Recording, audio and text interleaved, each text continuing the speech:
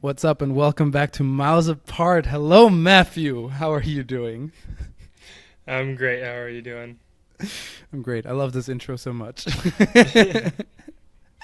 Every time. Gotta do it. Gotta do it. No, I'm great. I'm great. I just came back from a gym, and I always feel great when I do sports. How was your workout? So, we were just discussing this before on the phone. I started with a more focused on calisthenics type of workout. I want to say 4 months ago. Mm-hmm. And at first I was like, I could do a couple of push-ups, but like not a lot of them. And today I did wall push-ups, and it's like insane how fast you can build up muscles if you like train in a different way, and it gives me personally much more like satisfaction instead of just like sitting on a machine and like pushing weights. Mm-hmm. It's amazing what you can learn through like doing something else. Especially when you have someone to look up to as like a mentor, even if they don't know you, they Yeah. have like a class or something. You can like you probably learned way more things than you thought you could. Oh, You it's know. like, I mean, before I start, so this guy who like does these like workout videos, his name is Chris Heria, and before I knew like the one basic push up, and now I know like, I don't know, 10 different ones. And it's like you start to understand what muscles there are in your different regions, because like before I would only do like for chest there were like one or two exercises, and like biceps one, triceps one, and now I'm like doing so many different variations, and like you work on your like agility and like your muscle fiber instead of just like trying to be big and strong.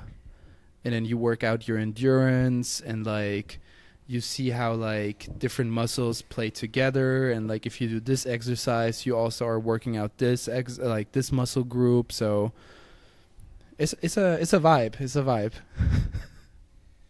So you've seen like very good progress. Yes, That's good.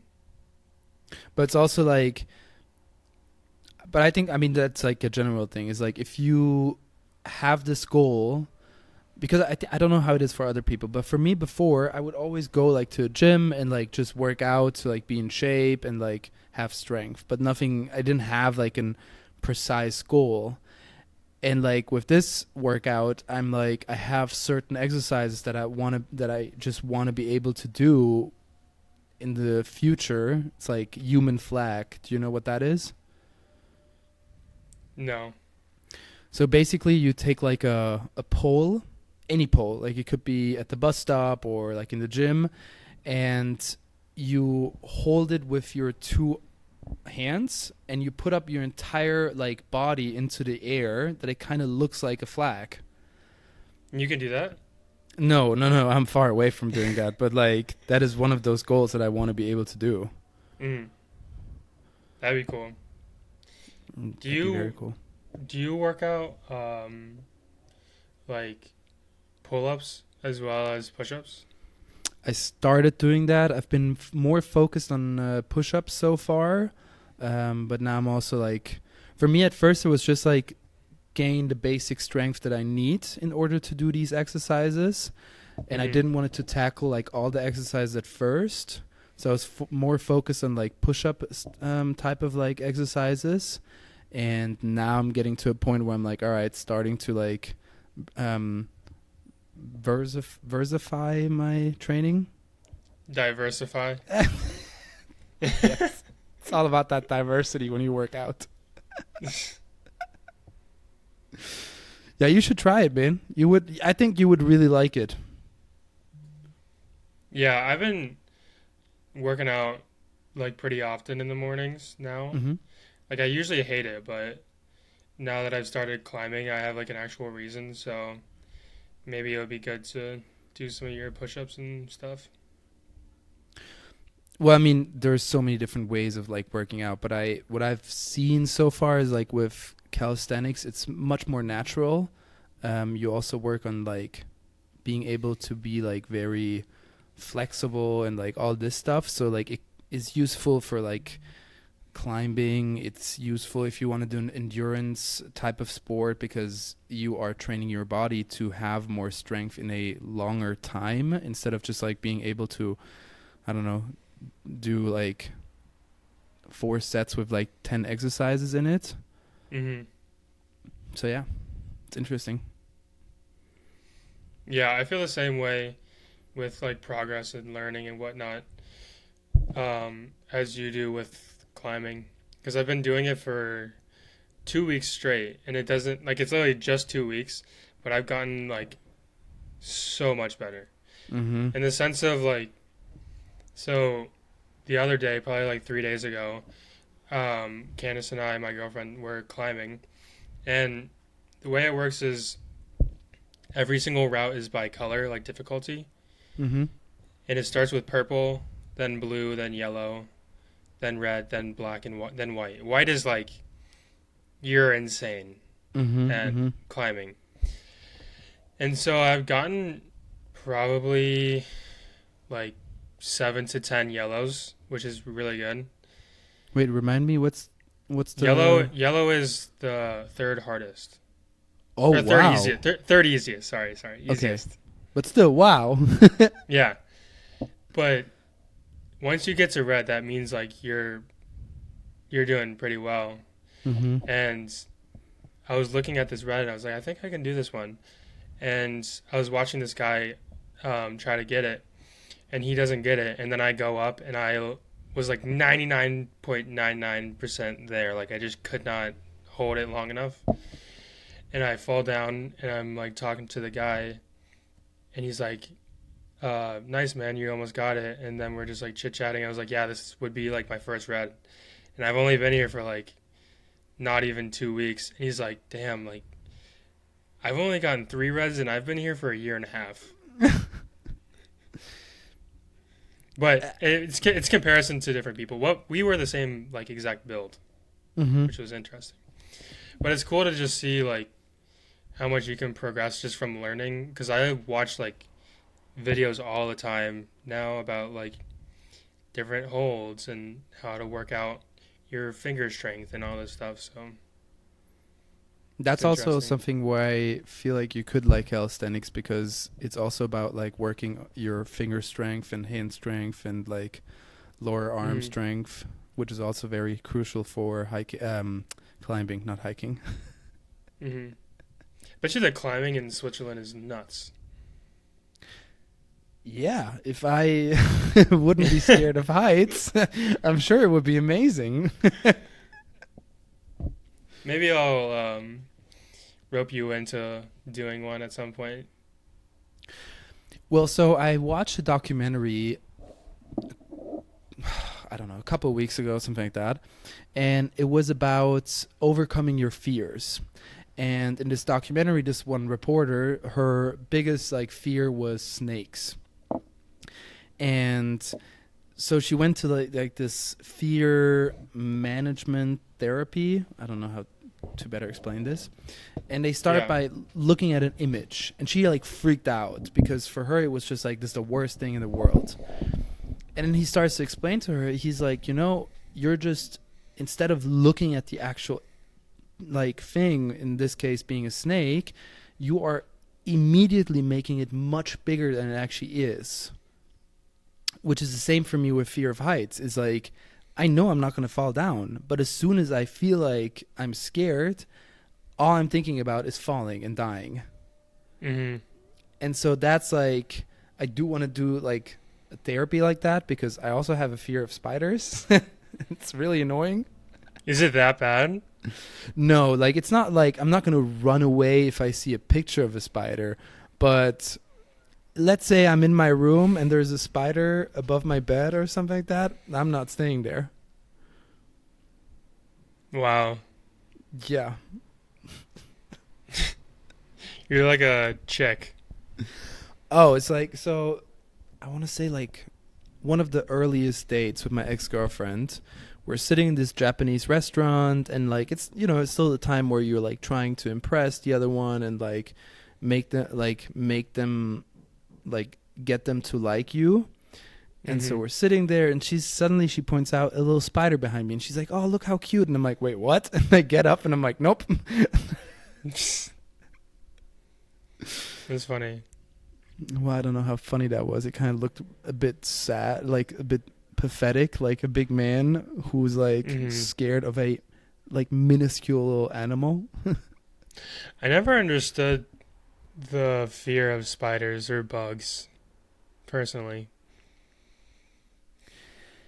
I think with spiders, it's that, and like with snakes, probably the same. Is like they don't look natural.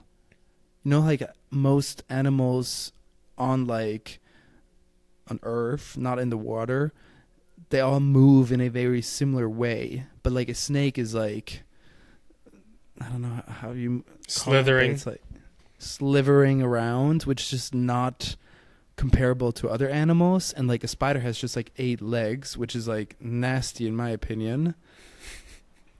I don't know, man. They look ugly. Yeah, it's definitely interesting. I don't know what mine would be fear-wise. So you don't have like an animal or like anything like that where you're like scared of? I'd say the biggest fear that I have is public speaking. Interesting. But besides that, physically, if I'm like high up climbing, it's kind of scary, but at the same time, I'm not that scared. I don't know. It's so annoying, but those are my 2 little scare. I don't know, fears. Words are hard. Yes, they are today, man. But like honestly, the people who have spiders at home, like they go buy big ass spiders and they're like, "Look how cute," and I'm like, "No, you're wrong. Like there is nothing cute about those spiders." Like the tarantulas. Oh hell no! Ugh. Imagine living in Australia. Yeah, that's one of the reasons why I haven't gone to Australia so far. Seriously? Yes. Mr. World Traveler can't go to Australia because they have tarantulas. Well, also other spiders. Hell no. Like I would go in the winter because there's no spiders in the winter. Then I feel great. But like, especially like, so in my job, I also like through the video agencies we have that like it's kind of like a YouTube, but like you have to pay a flat rate and you can download the videos they like have, and like they collect stuff from around the world. And there is like here and there in like Australian summer, there's videos of people finding big ass spiders in their houses or like snakes. And I'm just like, no, this is exactly why I'm not going to Australia, because I don't want to see a massive spider in my bathroom. I think if there was a tarantula in my house, like if I woke up and there was a tarantula in my bed with me, that would scare me. But besides that, I'd be like, eh. Oh, I would be... No. I'd be like, I'm out. Bye. I'm leaving. I have an idea. Oh, God. I have an idea, but I'm not going to tell you what I'm going to do. This doesn't make me feel great. When I come to visit, just keep your eyes open.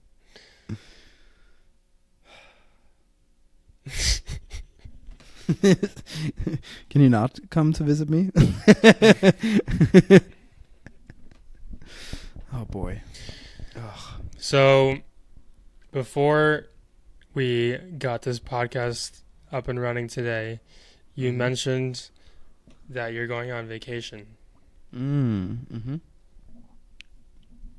Yeah, now it's my And turn. I want you to tell me the top thing you wanted to do when you're there? No. Absolutely not. So for all the listeners, I'm flying on Wednesday with my roommate to Marbella in the southern part of Spain. And for everyone not knowing what it is, it's like a coastal town. Yeah, coastal town with like nice beaches and nice beach clubs. And we already have like this joke going on. Well, it's not really a joke. It's more like I told my roommate, don't expect me to stay at the beach the entire day and not do anything. So I bought like, you know, these like rubber bands to like work out with, like these resistant bands. Mm. Because there's no gym in where we are staying, and I was like, I'm not gonna get like gym membership for like a week, and like calisthenics you can do it anywhere. So I'm definitely gonna start work out there. John Marco's literally going to be sitting in a beach chair, and right next to him, you're going to be doing like push-ups and sit-ups and stuff. Oh, he told me, he's like, why would you do that? We're going on a vacation. I'm like, yes, but I don't mind working out. I like working out, and I don't want to just like sit around for an entire week and do nothing and just drink alcohol. I think everyone's perception of vacation is different. 100%. Because I don't know how long I could sit on a beach and just look out in the water or read a book, you know? No. No. Although, yes, no, you're right. I need to buy a book because I'm not planning on bringing my iPad to the beach. Mm. Yes, you know, like a good read can be a vibe. You should get... Have you ever read The Lord of the Rings? Oh yeah, amazing. Oh, never Have mind. you? No. Oh, you should. It's great. I just thought that you would like it, so apparently you have. Yeah, I might have to go to the library tomorrow. Game of Thrones. Actually, I never read that, but I watched it twice, and I really want to watch it again, but it's on HBO, and they're so annoying. You watched the whole thing? Twice. That is so many hours. Yes. Oh my god. It's such a good show, and like it's the type of stuff that I love to watch. It's like old, ancient, and there's like politics involved, and like so some romantic stuff. There's fighting, there's so much, and there's always like a twist here, and then like you get to know one character and you're like, oh, he's kind of cool, and then they kill him and you're like, no, why him? Have you watched it? I've seen like one episode, and my dad was watching it, and it was just this chick, like, I'm pretty sure it was the main chick. I have no idea. But she was having sex with this big, huge dude, like, muscular. But that was like all I saw. It was like, wow, this is literally just like porn. Yeah, they definitely do show a lot of sex scenes. Mm. Which is part of life, you know? The thing about those shows is you have to be so locked in. Mm-hmm. So I think I tried to watch the first episode, and then I was just like on my phone. No, Can't you do cannot do that. No. Also, you have to like watch it on, like you can't just like start watching Game of Thrones and then maybe be like, oh, now I want to watch How I Met Your Mother. Like you have to be consistent with it in order to fully understand it. Mm-hmm. I don't know if I can do that. Well, that's on you in that case.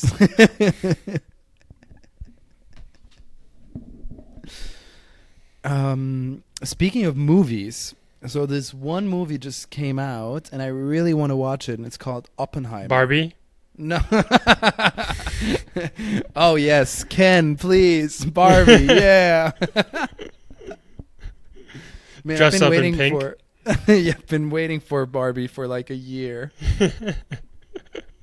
My Barbie collection is like, let's go to the movie. No, that's obviously not the one that I'm interested in. I want to watch Oppenheimer. It should be a good one. I didn't see it, but my friend that you know, Elliot, he went to go see it. He said it was good. I recently watched a YouTube video that was like 30-minute video about it. Mm-hmm. Oppenheimer. Mm-hmm. Very interesting. I didn't even know about him, but that's just nuts. It's insane. Like, I mean, I don't know if I want to say thanks, but like, he was the person who kind of built the nuclear weapons mhm. that were dropped to or on Japan. Yeah, I mean the click of a button, you kill 80,000 people. Man, so when I was younger, I actually went to Hiroshima, which is one of the two cities that was hit, and they have this museum, and it is shocking because like people were just burned to death. In like less than a second. Oh yeah, it's like the thing like that bomb just like fell on the ground and like people just like dropped dead. It's insane. Did it like destroy all the buildings around? Like, A majority of it, not everything, but like it destroyed a good part of the city, let's put it that way. how far away did you have to be in order to like not? I couldn't give you any numbers. I have no idea. But like the thing is like I mean, here's the crazy thing is like think about it that way. These bombs were dropped 80 years ago. They were absolutely horrible. But we know because so did you know that in Oppenheimer, it's the first time in a movie that they filmed an actual detonation of a nuclear weapon. Oh, so they like created one for the movie. No, no. The Oh, they just US. used Yeah, they used one that we have. yes. Well, the US like tests them on, I don't know how often, but they have been testing them. And so Christopher Nolan was able to actually film one of those tests. But like think about it with the technology advancement we had in the last 80 years, what these weapons can do nowadays? Well, I think we could just literally blow up the entire planet. Oh, easily. If Russia or the US decides to like press that red button that Trump likes so much, I don't like there's no way we're going to survive. Yeah, it's just like a lose-lose because like you can't have a civilization without a planet, so then we just all be dead. Pretty much. Pretty much. It's insane.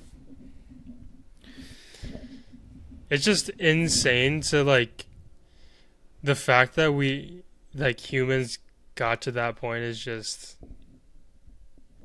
ridiculous to me. But It is, but I'm also like not really sounds horrible, but I'm not surprised because from like a historical point of view, humans have been fighting each other for like thousands of years. Like when we were living in mhm. caves, we started fighting each other.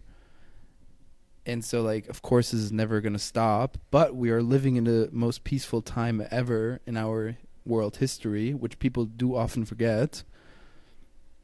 But like yes, thanks to technology. I mean, the US military, what I know or read, I'm not like I'm no expert. I just sometimes happen to watch documentaries about that stuff. Apparently they have or they're testing currently or they already have, I don't know, laser weapons. Like the laser is so strong it can kill somebody. Yeah, so like imagine Star Wars. Like you shoot like a little arrow of light and then whatever gets hit explodes. Wow. And if the US would stop like investing and like in researching new technology right now, they still have a 25 years advancement on the second nation, which is China. It's insane. It's insane. That's crazy. Yeah.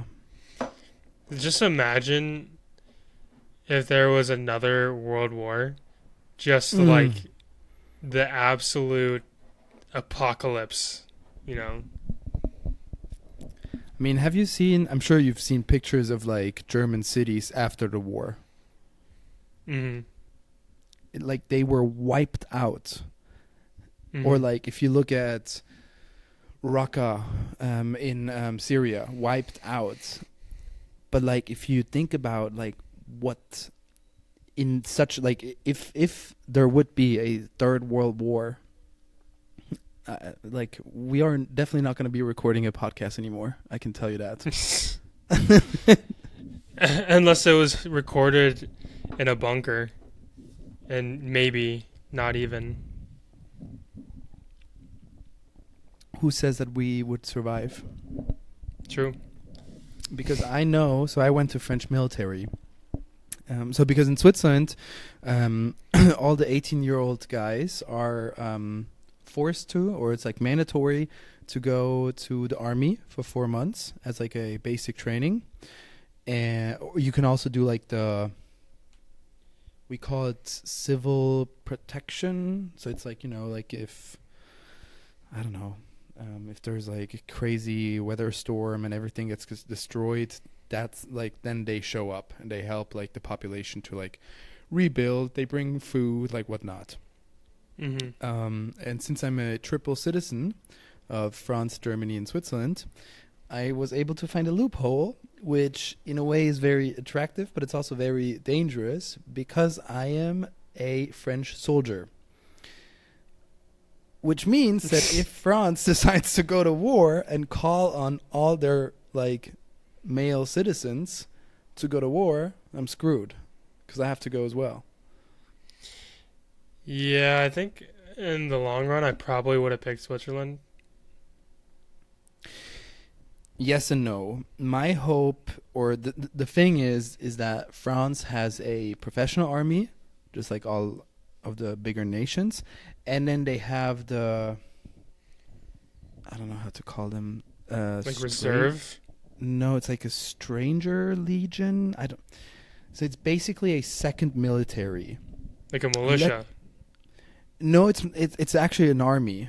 So let's say you, Matthew, you're like you committed a crime in the U.S. and like you don't see a perspective in America anymore, or like your life is like in your opinion over. You can sign up there. You lose like your name and whatnot. Like yes, they're gonna check what you did before, but then you are fighting for France, and they send you into the worst places in the world. That being said. So France has, technically speaking, 2 different armies. And I'm hoping that they never will call me. But if actually that happens, I would also be affected if I would be in the Swiss army. Why? Because if that happens, that must be like an enormous war, probably a third world war. And at that point, we're all screwed. Yeah, but I think the likelihood of you surviving fighting for Switzerland is a little bit better, like maybe a couple percentage points. I mean, until then I'd be a master of calisthenics. I'll survive anything. The bullets would literally just bounce off of you. Oh, yeah. I'll be able to like catch the bullets in the air and be like, nope, not today. I was telling you before that I started this history podcast. Mm-hmm.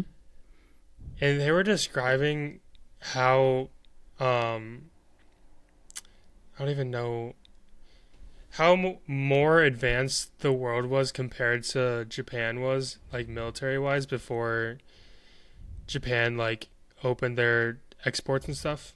Mm-hmm. And how, like, they literally basically had, like, samurais and all this stuff, and everyone else had guns. Mm-hmm. Mm-hmm. And how brutal it was to, like, back in the day when, like, samurais would go into war and basically just, like, cut people's heads off and stuff. That's just so crazy to me. Yeah. But then they were, like, so the dude that has the podcast is going over the rape of Nanking, which is really bad. But the Japanese were talking about how this is like historians like today. They're like, Mm-hmm. well, imagine if instead of America dropping a bomb on like Hiroshima or something, they just came in and literally decapitated like 80,000 people. So that kind of like gives like the same perspective, you know. It's kind of crazy. Yep. Well, I mean, what you said before is like the same example could be made about European powers in the 16th century when they started to like discover the entire world, including the US. And like in South America, you had like the Inca Empire or the Aztec Empire, and they were like flourishing powers. Well, of course, then like the Europeans arrived with guns and diseases, and they were like, no, not anymore, which is horrible and it's insane. But like that's what happened and happens, still happens today. I remember going over the colonization of the Congo. Mm. That is so crazy. Oh my god. They would like cut people's like hands off and just like leave them and like just so nuts. Yeah, and the worst thing is so like I think especially nowadays you have to, as a country who has this type of history, you can't erase it. It happened. The people who are in charge right now have nothing, like they didn't make the decision back in the day. But I do think you can educate your citizens about it and say, hey, look, this is what happened and this is horrible and we are sorry that we did this. It's like Germany did this with the Second World War. You'll never hear like, oh, hush hush, there was like a little thingy going on in the 40s. Like, no, they'll be like, yes, we fucked up big time. It was horrible because of us. And in Belgium, no one talks about Congo. It is not a topic. And so I'm like listening to a lot of French rap, and there's one guy, his name is Romeo Elvis, and he made a song called La Belgique Afrique, so like the Belgium Africa. And he pretty much denounces the current government for never owning or like never like admitting all the atrocities that were committed. Makes sense. Yeah, and it's the question is just like, I mean, like how do we behave with this history? So like for instance, my grandfather was German and he fought in the Wehrmacht. And yes, that's not something I'm gonna walk around the city, scream and like tell everyone about. But it's also like obvious. I have German family, and like if you were 18 or 20 or 25 back in the day, you didn't really have a chance. They showed up and they were like, you're either going to fight or we're going to kill you. But it's like, yes, I have a horrible image because of that, because I knew he fought for the Nazis. But then I'm also like, he was also my grandfather, and it's such a twisted way of like having to see your ancestors. Well, I mean, at the same time, it's like if you're that young, you have a choice between dying or fighting as a soldier. Like, of course, you're gonna want to not die. So, like, it's not like I feel like I don't know majority, but like a good amount of soldiers that were like fighting for the Nazis, they weren't fighting. They didn't sign up intentionally doing it because they wanted to. Like, I'm sure there's a percentage. Yes, it depends. If they were in the SS, yes, they knew what they were doing. Yeah. But if you're stuck in the Wehrmacht because you had to, then yeah. And you also like, that's one thing that you have to like consider is like, in times when like the Japanese population, they weren't against the war on China, or like the German population at first when, or like, I don't know till when, but like they weren't against Hitler wanting to like in his way, in his quotes, like expand. So it's also like, it's difficult to like point fingers nowadays and be like, "Oh, you did this, and I would have done it differently." Like, I don't know how I would have reacted. Well, yeah, I think everything gradually escalates to what it becomes. Like no one, when something starts, you have no idea where it's gonna go. Yeah. But the podcast I was listening to, they're talking about like the civilians in Japan and how the newspapers had a leaderboard of the soldier who had the most decapitations, and they would like update every single week. What? Yeah, Wow. yeah, that's just so crazy. And they, what was I gonna say? The So let's say you're a mom and your son is going to war. Uh huh. They thought if you came back, like if you were a prisoner of war and you came back afterwards, they literally thought you were like terrible, like you should die, like you should die for your country. So the moms would give their sons like shanks. So if they became prisoners of the war, they had to kill themselves. Jesus Christ. Isn't that's that pretty, nuts? Yeah, that's absolutely nuts. That's so crazy. I'm kind of not surprised because I was in Japan a couple of times now, and the last time I kind of forgot about this, but then I walked through one of those major temples in Tokyo, and I sent a picture to my parents, and I was like, "Look at this! Like it's so beautiful." And my dad sent me an article. Basically, there's people like they still like worship people, in their opinion, who were war heroes from like the attacks on Korea and China. Hmm. And like the president of Japan or the minister goes there every year to like worship, and it's kind of like it's like the German chancellor would go to like one of those Nazi graves and be like, I don't know, Heinrich Himmler, you did great. Like absolutely insane. That would never happen. Yeah, it's just crazy to think about how like all the world powers thought that Japanese soldiers were just like insane, like these just ravenous people. But honestly, hearing some stories, it's so nuts. It's crazy Yeah, tell me about it. because they're just so like passionate about it, and they think that the ruler is literally like a god. So they're like, Well, it's that, and it's also like, if you look at like the attack of Pearl Harbor, and like the fight between the U.S. and Japan, like at some point, Japanese like pilots just flew their airplanes into American vessels, which is like it's pretty much the same thing as like a suicide bomber from like ISIS or Al Qaeda nowadays. like how do you have that much convincing argument that you're like you should die by flying a plane into a boat? Like what?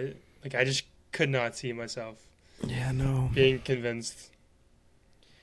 Yeah, but that's the question is like. So I feel like there's this debate in Western Europe. So ever since the Second World War, we like in Europe we've been trying to like have less military, to like try to be more friendly to one another. So that's why they created the European Union. This is also all my way of my interpretation of the entire situation. And and so certain countries have said like we don't want to have like there's two ways of like there's two different militaries a nation could have. You have an attacking military, so like the US has one and China has one, Russia has one, and then you have defensive militaries. So like Switzerland has one, meaning we can defend ourselves for I don't know how much time actually, but we could or we'll try, but we're never going to attack because who should we attack? We're too small. And then there's like other nations, so like Austria, which is a neighboring country of Switzerland, they don't have a military anymore. And for like a long time, also like Germany, like they started cutting the budgets and whatnot, and that was fine. But now with the Ukrainian war, like governments and people are like, oh wait, all it takes is one lunatic who wants to attack another nation because his ego is too big. Mm-hmm. And just because we think war is not good and like we would never do this, doesn't mean that some lunatic in some government will not be able to start a war. Yeah, you don't have control over what other people do, like other countries. So Know that, and like it's also like I think it's like competition, because like at the end of that this is my way of thinking about it, but like a war in a way is a competition. It's like you want to conquer another country and you want to compete with their arm, like with their military, and show them that you're capable of doing that. And mm-hmm. that way of thinking is like so deep in like our human mentality. Mm-hmm. Well, once you get like a little bit of power, then you're just gonna want more and more, and how far can you go? You know. That's the other problem. Man, that is a interesting little what you call it, Tangent. tangent from going to do sports to discussing why we have war. It's just so crazy because I didn't listen to anything and I hated history in school, and now like all I listened to were like 2 4-hour podcasts, and it's just like nuts to me. I think there's so many. I mean, history is like such a broad term because there's so many different aspects or like time periods or like areas you can like cover. And I think they're all so interesting in their own way. And like my personal favorite historical event, not that I like it, but the one that I am very, very interested in is the Second World War, because it's so crazy. If you think about it, it's like normal in quotes people became mass murderers. Mm-hmm. That is just mind blowing to me. It's like, what happened?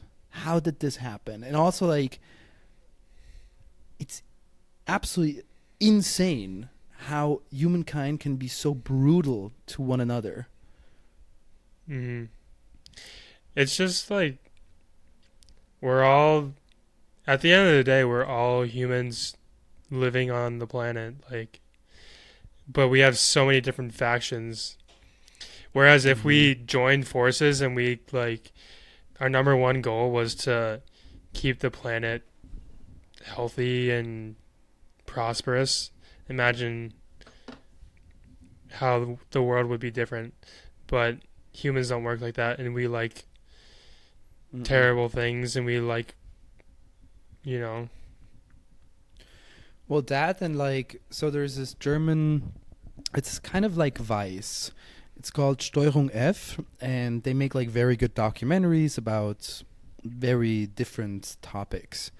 And one of their most recent documentaries is about how rich people think about climate change. It's pretty bad. It's so bad. You look at it and it's like you have this one kid, I think he was like 18, 19 years old. He was like, I've earned my money and I deserve doing this. And like, yes, climate change is a thing, but I also don't fucking care. And you're like, we're never going to be able to do anything, because if you have kids flying with private jets you could take a car for like 2 hours, you could take a train for 2 hours, but no, you have to take an airplane, which just uses so much more fossil fuels and like destroys the planet so much more that like we, the normal people who like fly here and there on a vacation, it's not even comparable at this point. Like, what are you going to do? Like, you're going to buy like straws that are made out of like, I don't know, some wood because it might be better. No, that's not going to make a difference. The big difference is like these companies and rich people. I do have an argument to that.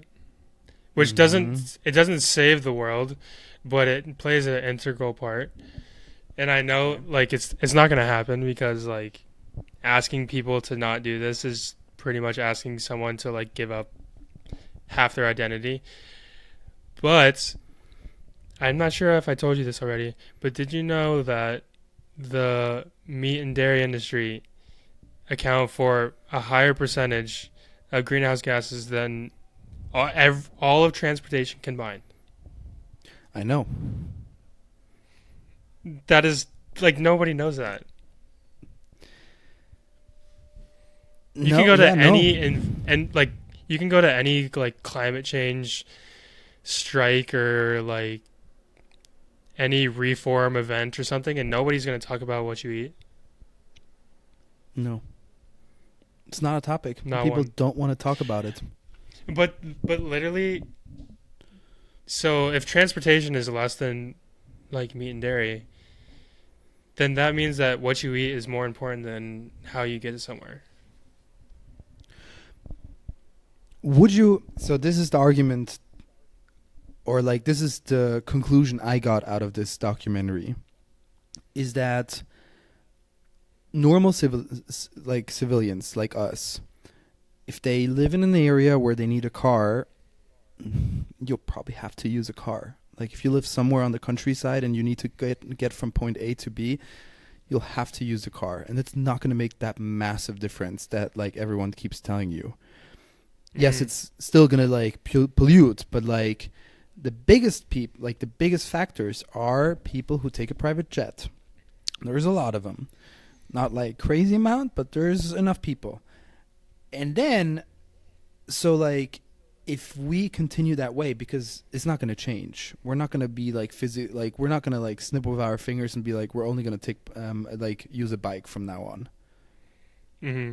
So the argument I feel like you wanted to make and I got out of the documentary is that the only way we can actually change this is that if everyone is like, instead of eating meat and fish 5 to 7 times a week or like more, I'll only have it like on 2 to 3 days, which Hmm. I don't think is too much to ask for. But that already will be so difficult. Yeah, you.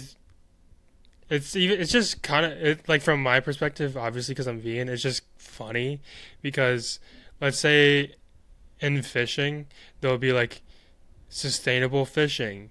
That's just like saying like a black white. That's just totally opposite thing. That's just like not the same. It's you kill like 2.6 billion fish in a year. Like that just you cannot tell me that fishing is sustainable. The most Mm-mm. sustainable fish that you can eat is none. Yes, it's true. The highest like pollution in the ocean is literally nets. It's not a straw in a turtle's throat. No. It's a fish net or Mm-hmm. some like fishing line. Yeah, Not, pretty much. but it's like how it's just hard because only you can only convince people so much, you know.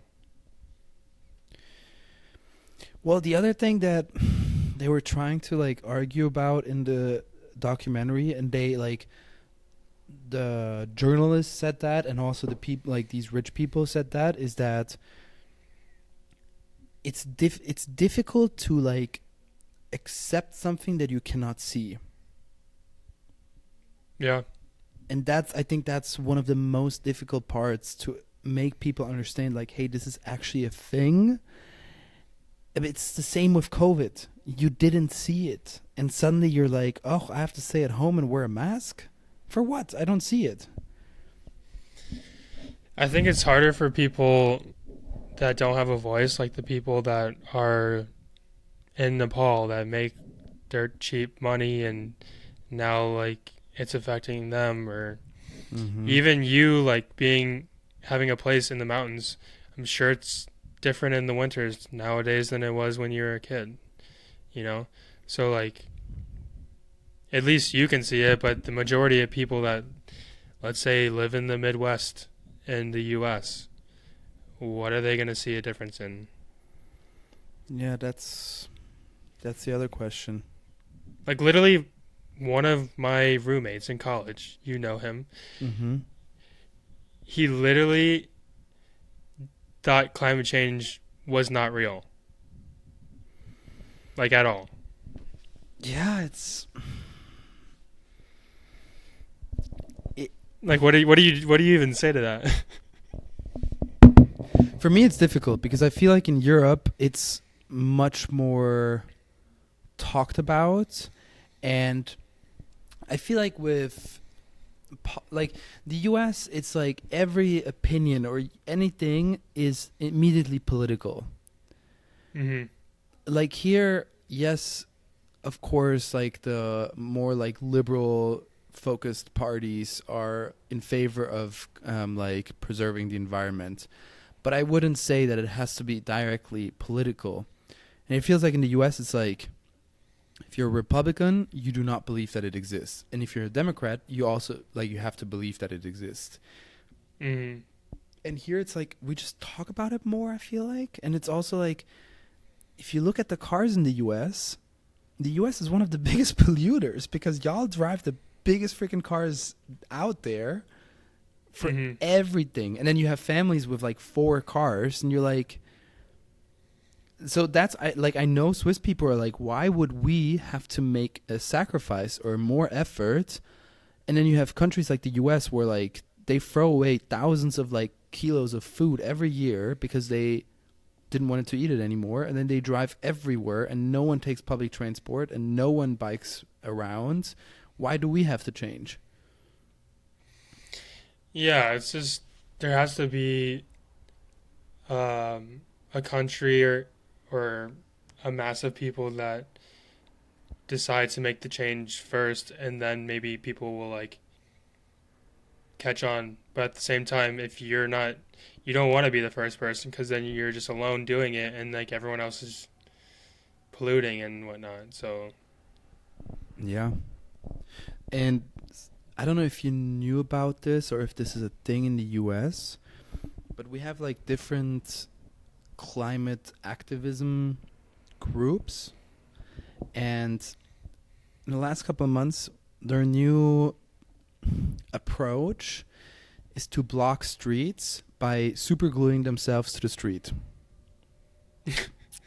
Which is, I'm all in for, like doing something for the climate. But at that point, you're just pissing off people. And that's, in my opinion, not going to work. That is my opinion. It's like, if yeah, you I mean, want to what is have that gonna this, do? yeah, nothing. Honestly, if I would have to go to work and I'll be sitting in my car, and then I know I'm in traffic because someone super glued themselves to a street, I'm not going to be like, oh yeah, great, please save the environment. I'm just going to leave my car here and never use it again. No, I'll be extremely annoyed. I have to call my boss and I'll be like, I'm sorry, I'm late. This person super glued themselves to the street. I don't know when I will be able to leave because it usually takes a long time to unglue them. Yeah, So that's like, but the other question is like, what else are we gonna do? Like, someone has to like remind the public that hey, this is still here. Like, we still have to like think about it. some of my favorite ways to promote like even like attempting to fix climate change and stuff is like new plant-based foods.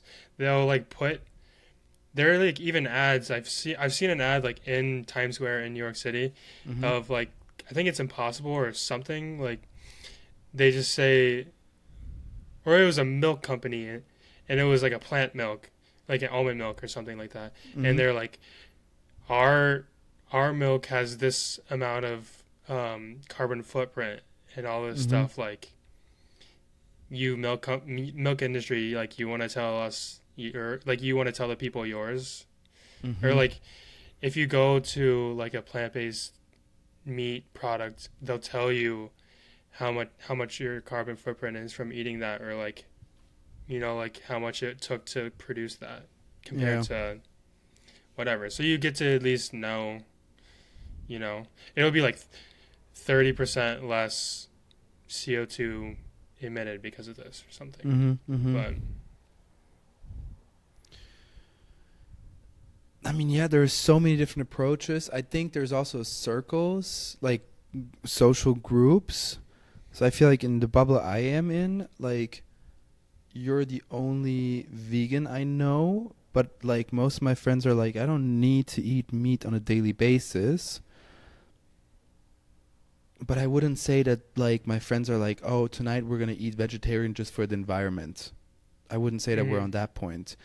But at the same time, if they like, some of my friends, including my roommate, we think that, you know, the chicken nuggets you buy in the grocery store, there's a vegan option, like a plant-based one, and we think it's better.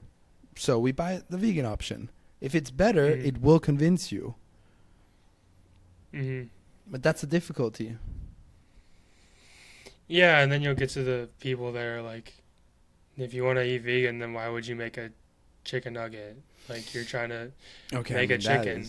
Yeah. And it's like, I mean, you got to make it for the people that grew up with chicken nuggets and like chicken nuggets, you know? Well, you have to attract people. You can't just be like, oh, you're vegan nowadays, so all you're going to eat is veggies and salads. Yeah, you can only eat carrots. Like, yeah, no, that's not how you're going to get people to start eating vegan.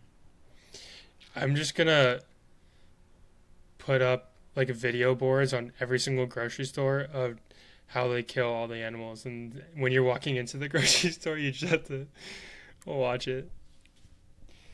I don't even know if that would change that much. I mean, I'm sure some people would be like, yeah, I don't want to eat that anymore. But I've seen these videos in school. And it didn't make me vegan. I don't think that's the way. I think it's more like, yeah. I was just going to say, I think it's because there's no like first-hand experience. So if you watch a video of somebody doing that to like slitting a cow's throat, it's gory, but at the same time, you're like, yeah, it's fine. But let's say I gave you a knife and I told you to go up to a cow and do it. Would you do it? I don't know. I also don't know. Depends how hungry I would be. And how much of a point I would have to prove in that moment. Yeah. Do you have a hack of the week?